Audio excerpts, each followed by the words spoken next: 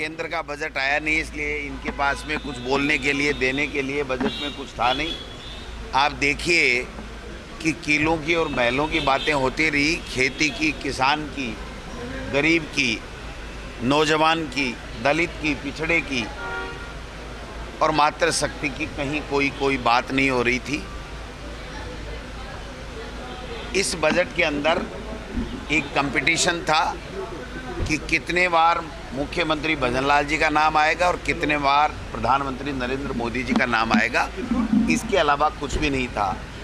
आज तक के इतिहास में हमने कभी नहीं देखा कि मुख्यमंत्री लिखने के बाद में जो मुख्यमंत्री होता है वो ही मुख्यमंत्री होता है, उसके आगे नाम लिखने की कहाँ आवश्यकता पड़ गई।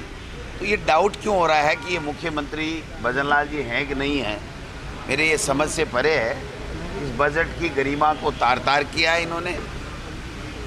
मैं समझता हूँ कि इन्होंने 4 लाख नौजवानों को, युवाओं को नौकरी देने की बात की है और इस साल में 1 लाख की बात की है। अब तक तो जो हमारे समय में, कांग्रेस के समय में, सरकार के समय में जो भर्तियाँ निकल कर के वित्तीय स्वीकृति हो गई, परीक्षा हो गई, परिणाम हो गई, वो ही नहीं दे पाए।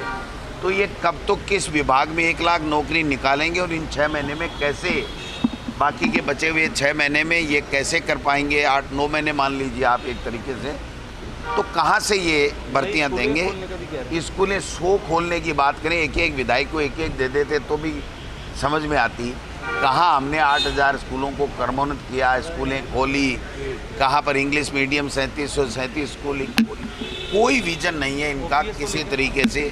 न ओपीएस के बारे में है, न 25 लाख का जो गरीब को बीमा मिलता था, स्वास्थ्य फ्री मिलता था, उसकी कोई बात नहीं है।